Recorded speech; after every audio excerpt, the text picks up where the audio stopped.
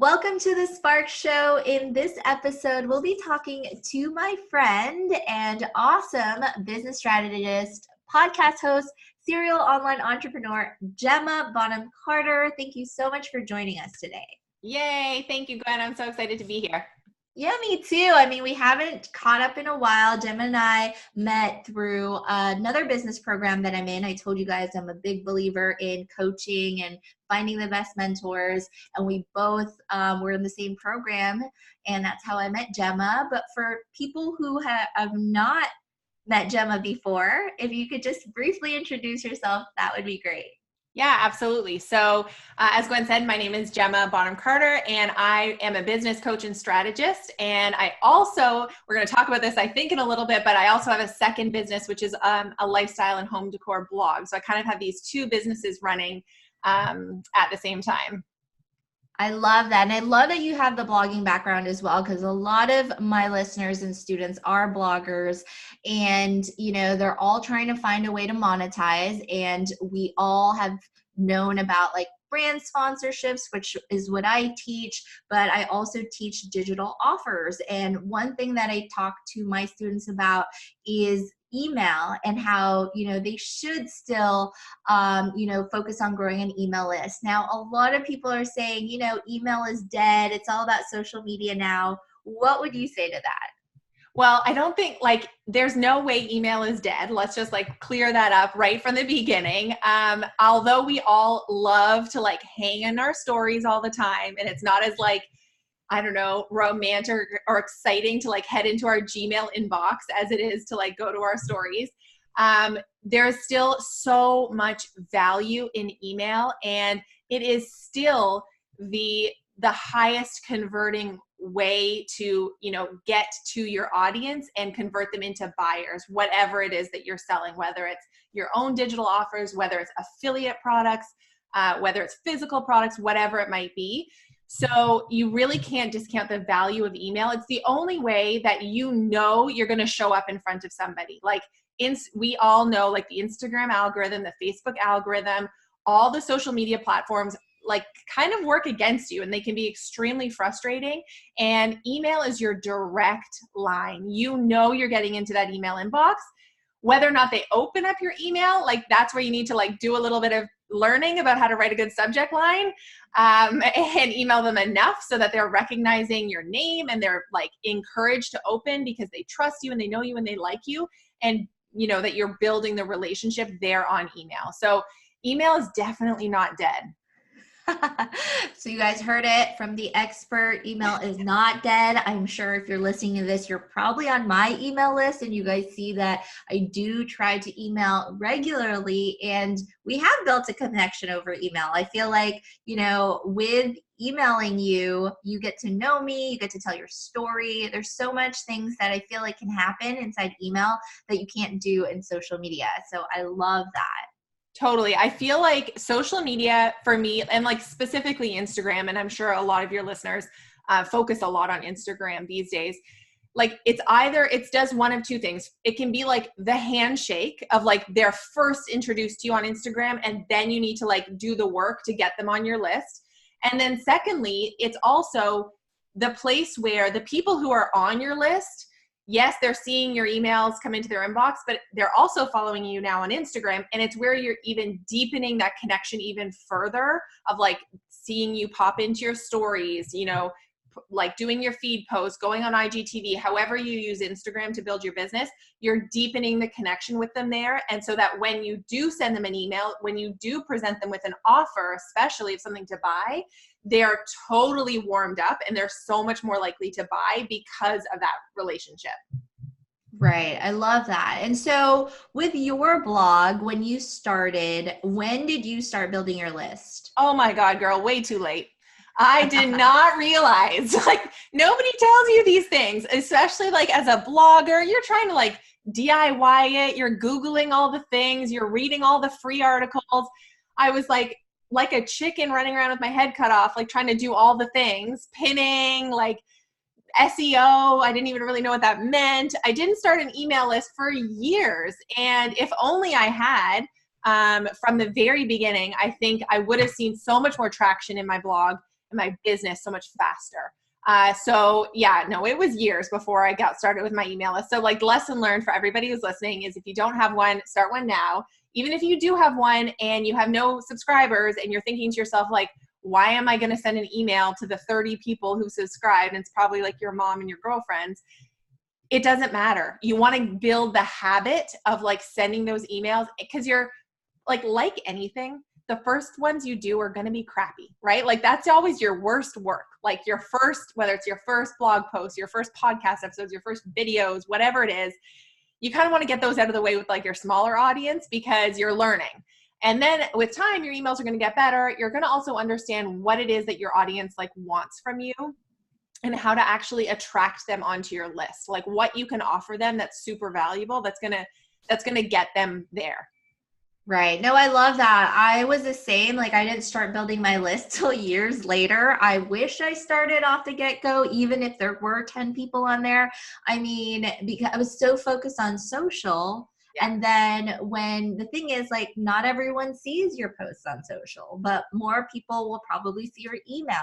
And so I love what you said about building that habit, because it is like, you know, if you are blogging every week, you are sending an email to people, you are connecting with them on a regular basis. And on social, there's no guarantee that they're going to see your posts. So I totally understand that. And I totally relate to in the beginning where I'm like Googling, like, how do I connect my WordPress blog to my MailChimp? Totally. It's like the University of Google. I think like every blogger or influencer can relate to that. Absolutely. So go ahead. I was just going to add on your point about like, you know, getting in the fact that you're like already publishing a blog post or already publishing something to social and getting into the habit of writing those emails is like, I like to think of the approach as being like a fan effect. So you think about like creating that one piece of content for that week or whatever it might be. So let's say it's a blog post and you're repurposing it. I'm sure all of your listeners already do this. They're repurposing it to like Instagram and Facebook and putting it on stories and making that piece of content go really far. That's your email, babe. Like, you know, I put that in an email newsletter, you know, zhuzh it up with like a little intro that's a bit different. And that's it. So like, it's just this, taking this one piece of content and fanning it across all the platforms where people are going to see. No, totally. I love that. I mean, I have a lot of people who focus on Instagram and they're like, well, what would I even put on the newsletter? I'm like, well, why don't you summarize your Instagram post or put previews on there? Because there are people who are not seeing it still. 100%. And people consume content in a different way. Like that's why I was telling you earlier about, you know, repurposing my podcast interviews to YouTube, because sometimes they're on YouTube more than iTunes, and like people will find you. And I feel like when you're already creating the content, so might as well get it out there as much as you can. Absolutely. I couldn't agree more. Awesome. So let me ask you, why do you think influencers should make it a priority to grow their email list? So, you know, with email, like we don't get the same sort of like satisfaction of those vanity metrics, right? You're not like, maybe you can't use it to brands in the same way as you can like your Instagram following count or your Facebook page or whatever. But where it's going to really make such a huge difference is in selling your offers. And, you know, that is where email becomes your golden ticket, because that is, you know, if you're doing any kind of like launch strategy, well, you can't really launch anything without an email list. And if you're doing any sort of campaign or promotion of a product, it's really hard to do that without an email list. So the email list kind of becomes your golden ticket to actually converting your fans into actual buying customers.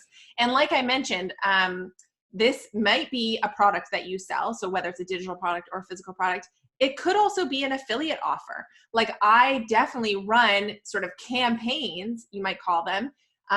They're kind of like little mini live launches to my email list to promote an affiliate offer, especially kind of in between my promotions of my own products. So you can really capitalize on an email list in a really big way as a blogger and an influencer. Right. So I think a lot of influencers, the challenge is they're not really looking ahead. Yes. to thinking that they're going to sell something. They think they're just posting content, they're just building a following, and then maybe one day they'll work with brands. And I'm trying to educate people on this and tell my students that you don't have to wait till you have 10,000 followers to launch something to your audience. So can you tell us, like, when did you start selling something with your blog, and how did that like monetization strategy come about? Totally. So for both of my businesses, like for my lifestyle and home decor blog, I started selling physical products, and I also really did focus on selling affiliate offers as well with that particular blog. And I still, to this day, Instagram for me isn't a huge, like, it's not a big piece of the pie for me. It's not a big piece of my puzzle. I still have less than 10K on both accounts. So I'm certainly not like an influencer by like the definition. But I have, tens of thousands of people on my email list because that's been my priority. So don't always judge a book by its cover, right? I can share this funny story. Somebody referred me. She knew somebody who had a question about business that I would be like a good fit for in terms of coaching this person. So she referred me. And this person came to my Instagram following and saw at the time, now I have like 7,000, but at the time I had like 3,000 people. She was like, who is this girl to teach me anything about running an online business? I was like, well, actually, like I'm, have a lot going on in my business, and I make a really good income from my online business. And it actually has nothing to do with my, like the number of followers on my Instagram, because that's not how I monetize. I'm not doing sponsored posts at this time. I used to. I'm not doing those at this time. So those metrics aren't as important in my business. And so we all need to look past those vanity metrics. And to your point, think about that longevity of your business and really think through your business plan in a bigger way. Like, Instagram may disappear tomorrow. It won't, but like it could. And what would you be left with? Like you need you need your website, you need that email list, you need your content, you need the stuff that you own and like grow that, I love that. No, I love that you're saying that. We have an episode on the podcast about your influencer business plan, because it's definitely something a lot of content creators, bloggers, influencers, we don't really think about that. We're so caught up in creating our content, and we are slightly sometimes too obsessed with those vanity metrics. So I totally understand that. And what you were saying about, that you have like under 10K, and I still believe you're an influencer, definitely, because I always tell my students, my definition of an influencer has nothing to do with following. And I'm trying to change that to be like, you don't have to have a million followers or even 100,000 or 10,000 or whatever. It's all about impact, right? And so for people who already have 500 followers, those are 500 people. That could be 500 people on your email list, and 10% of them can buy something from you, and you're cool. You're good. Absolutely. And to that point, I actually have, people I know in my circle who have tens of thousands of followers on Instagram who are not making any money really, because they're not considering it with a business perspective and a business lens. And then I also have friends who are barely even on Instagram, and they're making six figures from their business, right? Because they've been very intentional about building their email list and been intentional about what it is that they're offering to their email. They're meeting their audience where they're at. They're creating products that their audience are asking for via email. They're launching them, and they're, building a really great business for themselves. I totally understand that, because I have people who come to me at 100,000 followers and they're like, I haven't made a dime. I haven't done anything. And like, I get free food and stuff. And I'm like, great, but it's not going to pay your bills. It's not going to let you, quit your job if you want to quit your job and do whatever you want. So I totally get that. And so for people who are like, okay, Gwen and Gemma, you're starting to get into my head, and okay, I should start my list. Like, what would be, your kind of guidelines for people who just want to start a list today? So if they want to start with a free email service provider, because I know that, often, especially for beginners, we might be like trying to keep ourselves really lean in terms of our tech spend, then there's MailChimp and MailerLite. I'm actually a MailerLite kind of lover. Really? Yeah, a lot of people are more into MailChimp, but I always I did use in the past and loved MailerLite. It's a beautiful interface, very easy to set up. And same thing of you get the first 1,000 subscribers for free. But either one of those options are going to work. Just get it going, right? Right. Get it going, put it out there. Don't be worried about it being perfect. Let's just take the steps and take action. Then later on, you may find that MailChimp and MailerLite still work for you, or that you want to sort of upgrade to a different kind of email service provider that maybe has a bit more option, a bit more automation possibilities. And then you'd be looking at things like ConvertKit or ActiveCampaign, one of those kinds of solutions. But really the key is just, get it going, create one free thing. Don't get so obsessed at this point with coming up with the best lead magnet or opt-in or freebie or whatever you want to call it.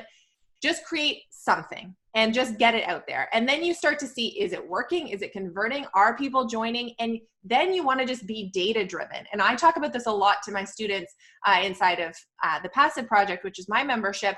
But we need to, we really make a lot of emotional decisions as business owners, and we need to step back from that and start making really data-driven ones. And I'm not saying you need to be emotionally detached from your business, because they're all our babies and we love them. But, I actually had somebody on a coaching call earlier today say to me, oh, I've created 4 lead magnets and none of them are working and they're not converting and I have no one on my list and, I have to create something new. I was like, well, let's just back up for a second and actually why, are they really not converting? What's the data? How many people landed on that page and actually signed up or didn't sign up? And it was a traffic problem. It wasn't a problem of the lead magnet not converting. It was just a problem that she didn't have enough traffic going to those pages yet. So that's just an example of being emotional about our business, when in actual fact, changing the lead magnet wasn't the strategy she needed to put into place. She needed to put into place some traffic generation strategies. So just get your first lead magnet out there. You can always change it. I can't even tell you, Gwen, I'm sure you're the same. I can't even tell you how many iterations of lead magnets I have had. That my first ones, again, they are embarrassing to look back on, and they're still out in the Pinterest universe, sending traffic my way, and they're horrible. But that is how we grow and learn and build our business, right?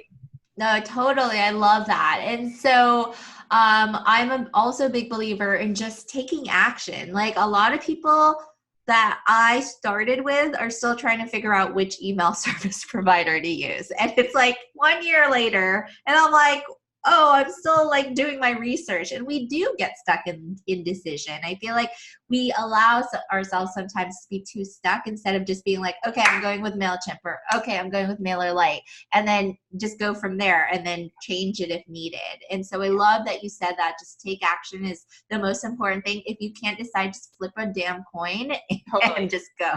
Yes. You can always change it later. That's the thing. None of these things are set into stone. I can't tell you how much I've pivoted in my own business. You're going to ride the waves and it's going to grow and evolve with you, but not if you don't just take the first step and do the thing. Yeah. I don't want you guys to be I'm so I can't even move because I don't know what to do. And so again, I know a lot of you want to do this because you want to help people. And so I always say to my students, those people are waiting for you right now. They would love to get an email from you, but you're too busy getting stuck into the details. So I love that you said that. Now, in terms of lead magnet, so some people are what is a lead magnet?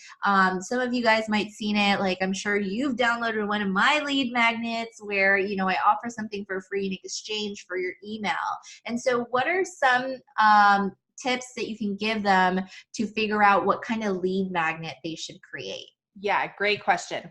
Sometimes the best thing is to first think about exactly who you want on your email list. So maybe even if you don't have a product in mind yet of what you're going to eventually sell them, because that is where I would start, is like, who is the buyer of your product, and work backwards from that. But even if you don't have that yet, just have a really good sense of who is your target audience. And once you have that kind of mapped out, then you kind of want to think about, okay, what are their pain points? What is it that they're struggling with that I can help them with? So here's an example. A student of mine is a stylist. She's a personal stylist. She has worked with thousands of clients, and she's building an online business now. And so her lead magnet, like her audience, struggles with creating like a minimal closet, and just like having a capsule. Thank you. Yes, that's the right word. I clearly don't do this. I need her to come to my house. But like creating a capsule collection. And I think in particular, her strategy is like for moms, so that it's like easy to still look great as a mom and not get overwhelmed by creating a really great capsule collection. And so her lead magnet, like, because she already has that in mind, and I don't even think she's selling a product yet, like a digital product, a course or anything like that. She just knows that that's her target market. So she's created a guide, like a PDF guide that they can download, that gives them like the really actionable steps that they need to take to create their capsule wardrobe. So that's one example, but it doesn't have to be a PDF guide. I think we all think it has to be like a checklist or whatever, and it doesn't.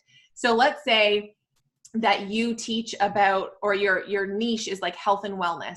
Well, it might be, and maybe it's like you do a lot of like workouts or something. Maybe it's like it's a little video package of some of your workouts. Or if you talk about meditating, maybe it's like a series of audio clips with meditations. Like I meditate every day. And so whenever I see anybody I follow offering free meditations, I'm like the first to sign up to their email list.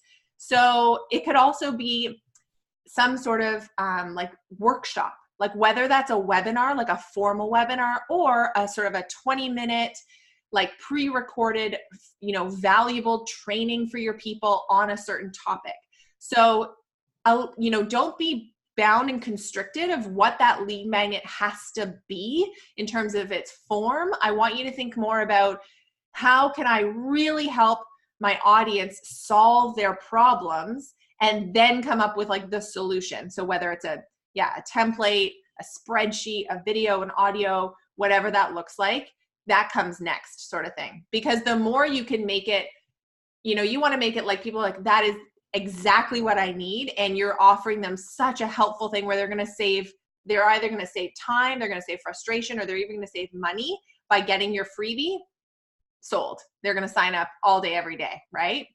Right. I think that that's something that all of us and a lot of content creators don't spend enough time on, is like getting to know our audience really well and knowing what they want. That's really it. Is like, we are problem solvers, right? But what is the problem if we don't know what that problem is? And a lot of influencers are like, oh no, I just create content. They just like see my photos. I'm like, no, that's probably not why they're following you. Yeah. There is a problem. Everyone has problems, and we're willing to pay, or we're willing to download something to get it fixed. Yes, absolutely. Like for my lifestyle blog, which was like, it's largely focused on home decor, some of my lead magnets were things like, say I had redone my kitchen. And so that was like quite a popular sort of series and blog post for me. Well, I created like a 2-3 page or PDF that just had my sources, like the sources of all the products in my kitchen. And yeah, those are on my blog too. Like, it's not like I'm reinventing the wheel here, but I made it in a really easy PDF. So if you want to go copy my kitchen, here you go. Right. And if you were like a fashion blogger, I could imagine having like 10 different key looks in a guide, and then each page just has the sources of where to find them, and maybe even have like high, medium, low, or whatever. Like, repurpose the content that has already done well for you and people are already engaging with, and just turn it into a freebie. I love that. Well, I love that you say, look at what has already performed well. And a lot of influencers, we're creative types. Yes. So some of us don't like to look at the analytics, and some of us don't like to analyze the data. But I think as business owners and as entrepreneurs, if you want to monetize, your business, you need to start looking at that and really looking at, you can see like which of your blog posts has the most views, and then turn those into lead magnets and put lead magnets on those blog posts. So it really is about like knowing who your audience is and providing that value to them. 100%. That's actually a great tip that you just gave. So anybody who didn't like catch that when Gwen said it, is go find your top 10 blog posts, go into your Google Analytics, figure out what your top 10 blog posts are, and stick some lead magnets in each one of those blog posts. Put the opt-in in the middle, put the opt-in also at the end of the blog post, and that is going to be an instant quick win for your email list, guarantee. And if you don't have Google Analytics yet, what are you waiting for? You got to go install that. It seems complicated when you do it for the first time, but then once it's done, it's just there and you can log in and it gives you like all of that good data that you really do need to understand as a blogger. Because this is my other like specific blogging tip is like, once you know what those 5 or 10 top posts are, you just need to like repeat them, like switch up the, so for instance, for me, they are a lot of like do-it-yourself projects. And so it's like, okay, how can I do another one that's like that, that's similar, but is a slightly different topic, or it's a slightly different kind of project, or whatever it might be, and just try and replicate your top 10 posts, right? Don't just shoot in the dark all the time. Look at what's actually like getting engagement and getting readership and getting all of the things, and then just, repeat. Yeah, and I think that a lot of us think that we have to reinvent the wheel or the answer's not there when we can engage with our audience. Like, let's say you haven't had analytics up yet and you just installed it and it's taking a while to populate. This is what you could use social for, is asking your audience, what would you guys like to see next? Like, I'm doing my 2020 planning and I'd love to know what you guys want. Or do a poll on Instagram and be like, do you want me to do more stuff on this or this? And have them really talk to you and even get on the phone with them. Like, I'm sure, Gemma, you've interviewed and analyzed your audience as well. Absolutely. Like, there's nothing better than really starting to get connected with those audience members and really digging into what their pain points and struggles are, because you really don't want to just create content for content's sake. Like, it's a lot better to be more strategic about it. Absolutely. Yeah. And I think that, a lot of us, what we don't realize is that they have the idea. Like, let's say you want to launch a product, they actually already know what their struggles are. You just need to listen. I feel like sometimes we're so obsessed with our idea that we're not actually listening to our audience, who would give us and tell us exactly what they want. 100%. And I think sometimes it can feel hard to figure out how to do that. And sometimes we may ask open-ended questions of like, what is it that you're struggling with? Or, these really big questions, or like, what is it that you'd like to learn from me?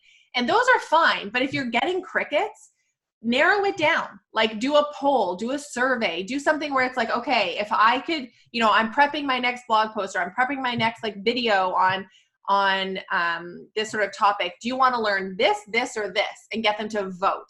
Like, make it really fast and easy for them, because you're just going to get like higher engagement and get that better sense of what they really need and want. Awesome. Those are some great tips. So let's say they're doing everything we're telling them to do. They chose an email service provider. They have their lead magnet up, but they're realizing that people are not opening their emails or really engaging. And so you talked a little bit about subject lines. So can you give them a little bit pointers on what would be a great subject line, or how to create those subject lines where people need to open those emails? Yeah, that's such a good topic. I feel like that could be a whole podcast episode in and of itself. But there's like, you want to use, there's kind of like different buckets of subject lines, and you can basically test how your audience responds to them and kind of develop your own style too over time. Like, for me at this point with my business, I like tend to be very casual in my subject lines. So I never use caps, because for me, like when I'm sending my email, it's like I'm sending it to a friend and I just want to like send you like this strategy or send you this latest thing or whatever. And I just want it to feel casual. So for me, mine always have no caps, and there's usually like a ... at the end. Like, it's very casual. that might not be right for your business, but like you're going to come to learn that over time. So with subject lines, you're going to either you're using like curiosity or urgency or piquing their interest in some way. Or you might be asking them a question, right? Like think of like thought-provoking questions where they're going to want to open it up to find out the answer. A really interesting one that kind of feels weird to try is just one word. Like this is like obviously Barack Obama is like, he would get really good open rates no matter what because it's Barack Obama. But Right. his email, the subject line was just, hey. And so like, and it had like the highest open rate ever because people are like, well, what the heck is this email about, right? It's weird because it's one word and he's piquing the curiosity to be like, well, you know, what is this? So that would be one to try, maybe not with like your cold subscribers, but that might be one to like use in later on as just like a weekly option. You also kind of want to work in like humor and jokes and like make it like what somebody who I really admire actually as a copywriter is Marisa Corcoran, and you guys can go look her up, go follow her on Instagram. She is hilarious.